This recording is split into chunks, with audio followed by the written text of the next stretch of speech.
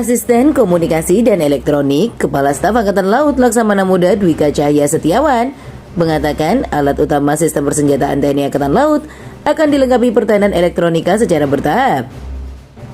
Kelengkapan pernika itu untuk mengikuti perkembangan teknologi dalam operasi militer modern.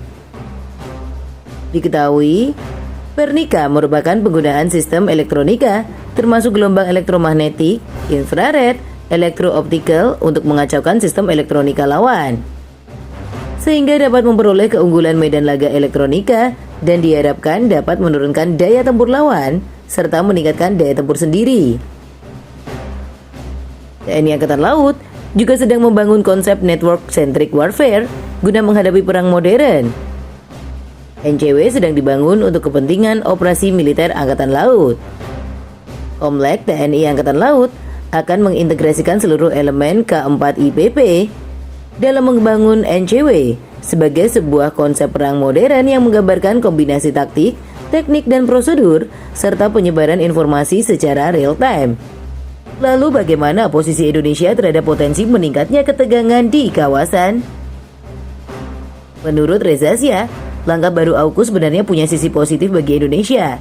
Salah satunya Indonesia bisa membeli kapal dengan harga yang bersaing. Selain itu, Indonesia juga bisa mengajak Australia duduk bersama untuk berdialog dan meminta penjelasan lebih dalam mengenai isu yang menyangkut kepentingan bersama. Di sisi lain, kerjasama bilateral Indonesia dan Australia telah berlangsung lama dan mendalam. Sebut saja Indonesia-Australia Comprehensive Economic Partnership Agreement hingga pertemuan 2+2 antara Menteri Pertahanan RI dan Menteri Pertahanan Australia. Reza Shah menuturkan dari kuatnya hubungan bilateral ini, Indonesia cukup percaya diri Australia tidak akan mengarahkan nuklirnya ke arah Indonesia. Bahkan menurutnya kapal selam nuklir ini nantinya bisa memberikan perlindungan tersendiri bagi Indonesia.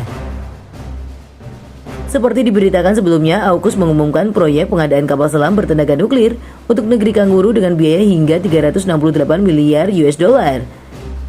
Dana raksasa ini bukan hanya untuk membeli dan membuat kapal selam bertenaga nuklir, namun juga untuk membangun infrastruktur dan membiayai pelatihan yang diperlukan.